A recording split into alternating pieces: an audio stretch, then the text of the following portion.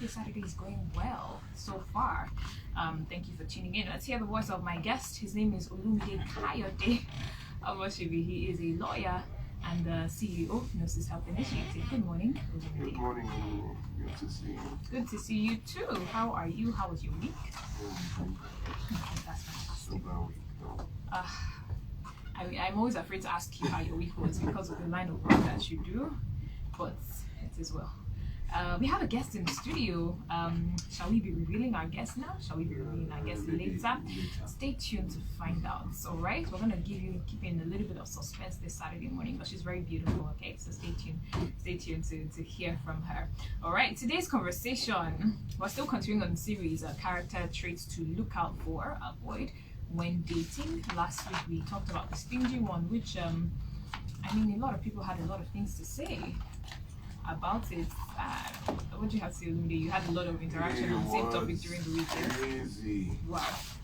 In Why is fact, that? about 4 different men sent me messages that they are sure that their wives will reach out to me because of that stingy thingy, but I shouldn't. It's not as bad as it is. I was just, that is, people were reporting themselves before, and the interesting thing was that they were not young men.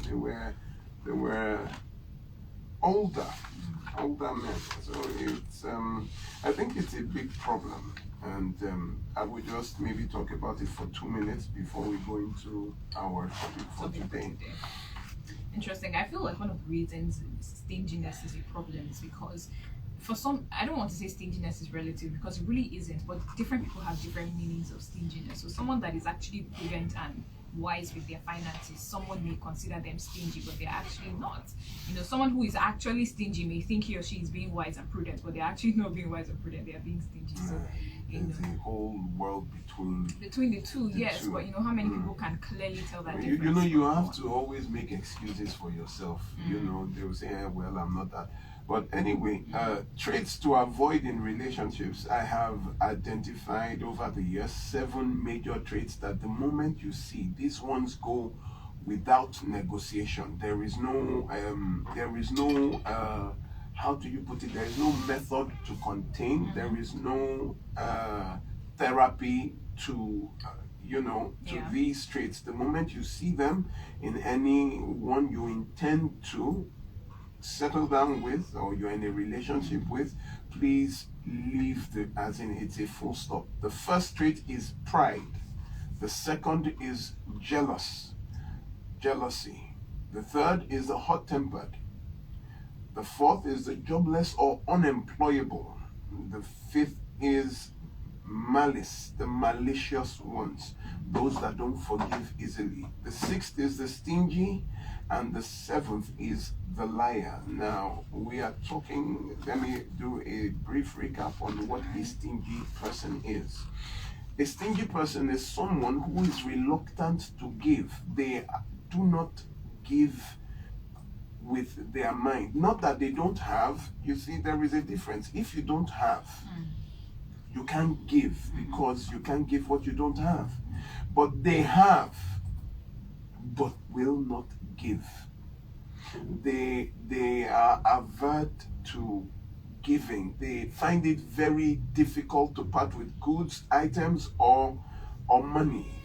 The problem with the stingy person is that they are incapable of loving, because the thing about loving is giving. I would always quote, "For God so loved the world that he gave." There is no way you would claim to love somebody and you have what that person needs at that time and you refuse to give. That is not love. Now, being stingy, the problem is it creates problems for the other partner. They never have. The moment you ask, it is, "I don't have." So school fees, I don't have. School fees is 100,000. I only have 40,000. Even though they are the breadwinner, they are supposed to be. It's even worse when they are the breadwinner. They cohabit with you, but they cannot really be with you in mind. So I tell people that stingy people cannot love, they only cohabit. Everything is okay as long as you don't need anything. They can't They can't give. They find it difficult. Birthdays are a problem. The anniversaries are a problem. To buy things are a problem. They are stingy to their own selves. You understand? A stingy man can starve himself so that you will not ask him for food. A stingy man will not eat so that you don't ask him for food. And you know, they are so basic. Their feeding is basic. The rice, the basic stew, there is nothing exotic about, because everything, no, you know, this, it's just very basic. Put it in the fridge so that they would. So, you know, they don't even feed well. Is it somebody that doesn't feed well that will feed you well? Someone that doesn't wear good clothes is always, you know, they just manage. They are not, is it that kind of person that will buy clothes for you? Someone that is not, you know, they can stick with one dress for so long, and it is not being prudent.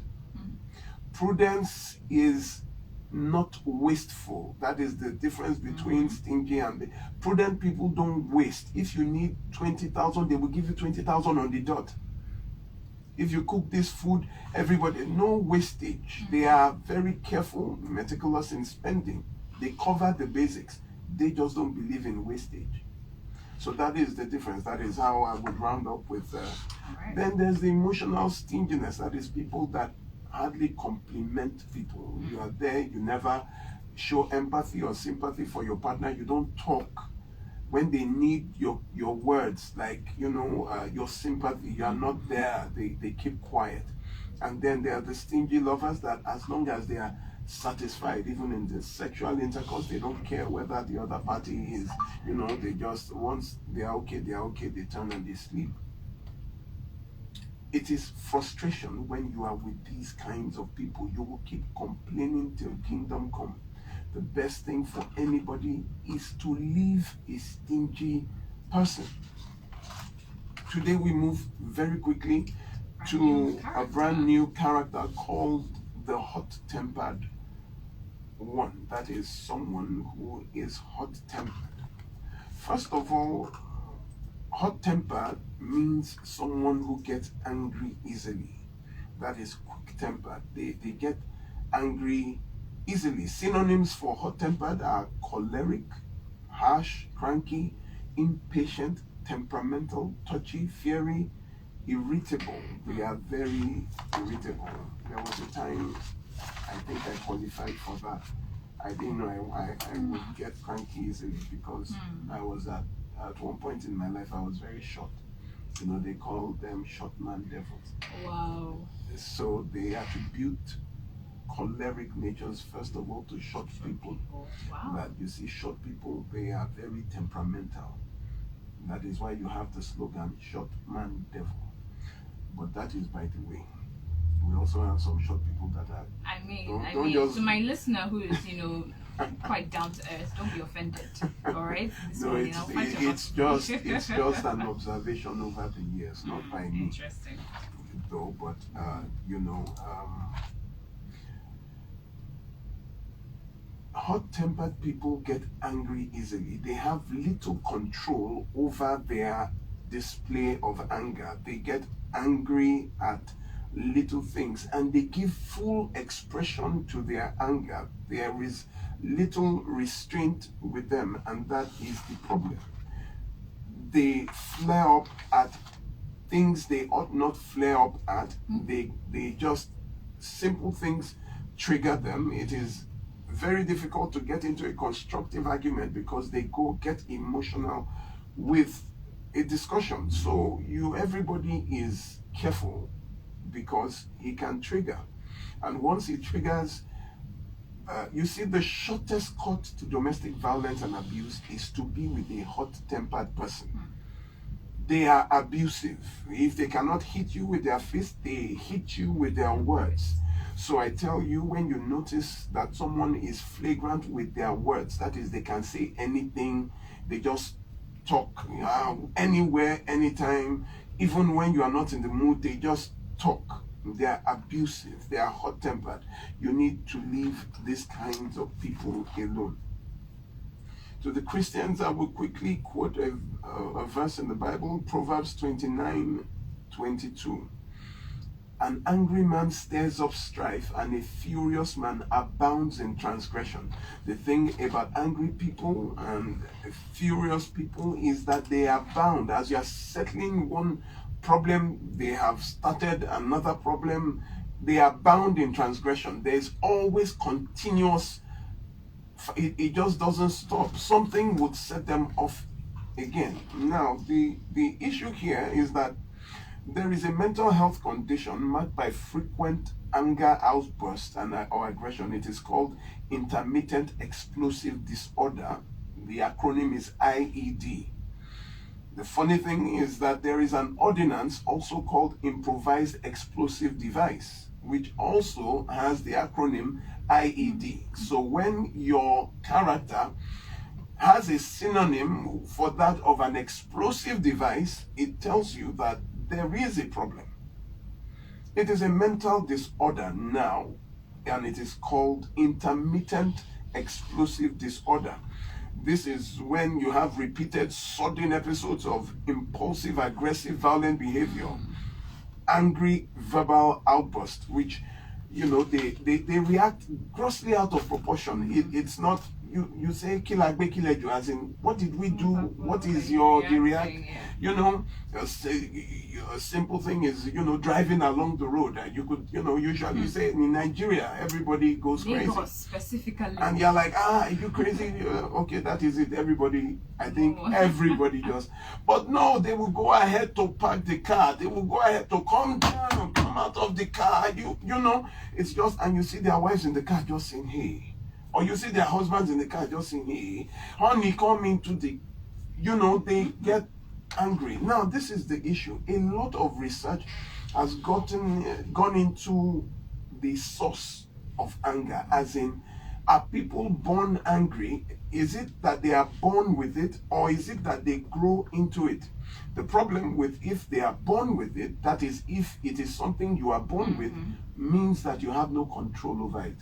Then it means you cannot blame them because it is something that is genetic. Beyond their control. But we have found that it is not genetic. You are raised angry. Now, this is the point. People with hot tempers were raised that way. Let me give you an example. A lot of parents notice that their children have this hot temper, they lash out.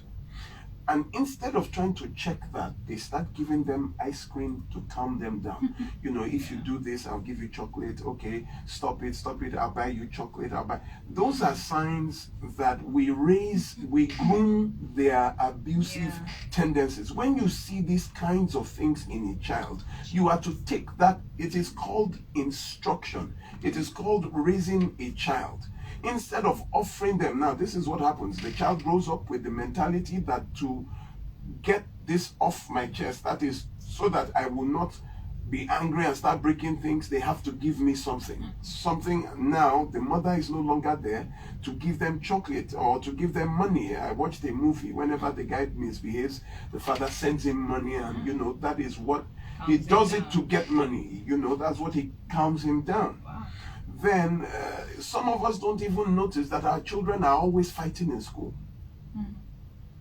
And you raise children to, you hear that your child is fighting, you are saying, good, did you beat him? Or, you think you are teaching him not to be bullied. But the issue is that it is called rage. Now, a lot of times they see it from parents. That is why now psychologists will tell parents not to fight in the presence of their children, because the children do not do as we say, they do as we do. So a child imitates your anger, then imitates your anger again. Because you see, a lot of times they repeat what you said now.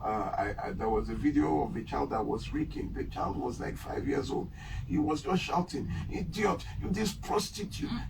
And I was looking at how a 4-year-old, where would you get the word prostitute from? Definitely it was something either a father said to a mother at home.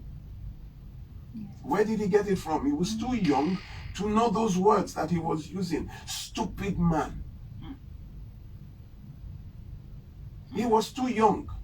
The issue here is that we train our children, and that is the bitter truth. When you see a hot-tempered man, he was indulged as a child.